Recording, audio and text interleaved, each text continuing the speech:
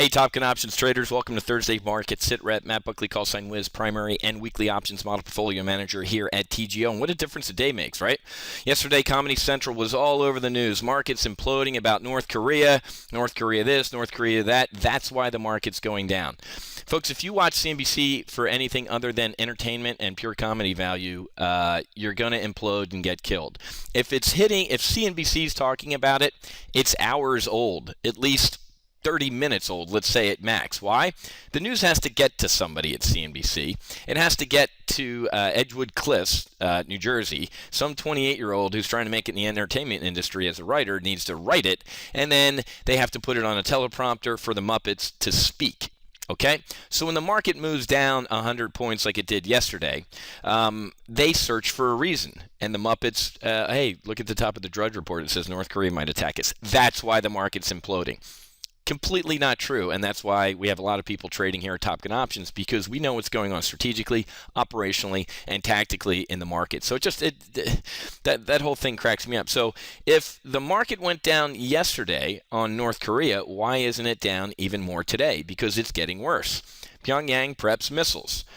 We're sending Aegis cruisers and destroyers to sit off the coast of North Korea. The troops in South Korea are at the maximum alert they've been at. Quack, quack, quack, quack, quack. The market's up today. And the market's up today, folks, on what?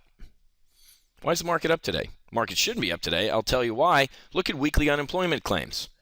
500-pound heads, we're calling for about 352,000, blown out of the water. And, folks, this is the weakest or the biggest miss since November. That's not good. Look at this. Biggest uptick since November, and we're starting to see a lot of news. It's really, the downside hits keep coming. We saw weak PMI. We saw weak ISM and non-manufacturing ISM. The ADP claims that came out yesterday sucked, and now initial claims are horrible. Market's going higher. So really, folks, please don't listen to Comedy Central. Please join us here at Top Gun Options and learn what the hell's going on in this market. Fed Chairman's speaking this morning. He's going to move the market, just like, who was it yesterday? Bullard. Bullard yesterday kind of threw the market around a little bit. The Fed chief speaking today. George is speaking today. Yellen speaking today. All these Fed folks are coming out and they're playing whack-a-mole. Some of the hawks are saying, you know what, we might they're clearing their throat in anticipation of saying last call to all the drunks on Wall Street who are getting richer. The 1% are getting richer, folks, because of the Fed's policy, and you and I are getting a hell of a lot poorer. I can tell you that right now. And for those of you who know me, I make Rush Limbaugh look like a liberal. But that is what's going on with what the Fed's doing. The only people partaking in what's going on are the rich and the folks on Wall Street, the last people on the face of the earth that need the help, right? And the 99% are getting poorer. So sign me up for Obama 2016 or whatever.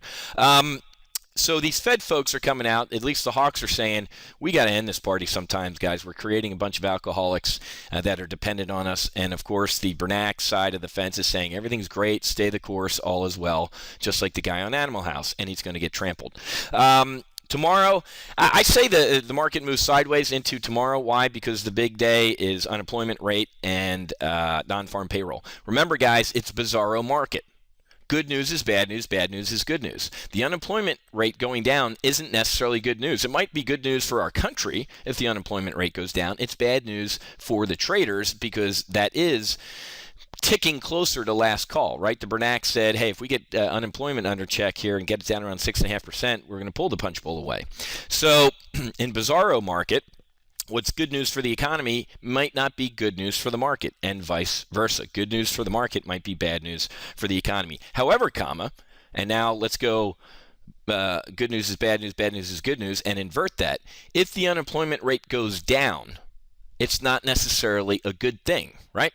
That means more people might have left the workforce. The past couple unemployment reports have gone down, and the clown car Obama administration has avoided rushing out to the microphones like they used to. Remember when the unemployment rate would go down? You'd see the labor secretary, Googlesby, all sorts of clowns get to the microphone and go, hey, what we're doing is working.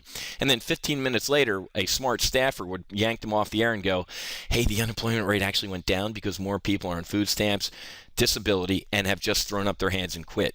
Get off the air. So it'll be interesting to see what happens. So that's actually really bad news for our country, but that's good news for the market, right? So again, folks, if any of that confused you and you're trying to figure that out solo, you're going to get obliterated trading this market. Having an absolute blast this week trading in our weekly options portfolio. We've been trading the hell out of gold this week. Gold has had an interesting week. It's getting pounded into the dirt, and we're really seeing this 150 line as the institutional skirmish line. We had an iron condor on. I ejected out of the losing part of the bull put spread. The bear call spread is making a full profit there, and then I put on a couple repair trades. I put this trade on yesterday, a bear call spread, the 152, 154, 40 contracts. It's up $980. It's up 80-90% in about a day. So there's a 93% probability of collecting a full $1,200 in a day and a half, essentially. So or 2 days. So pretty good trade there. I just put this trade on this morning. The 150, 148 weekly bull put spread, 35 contracts.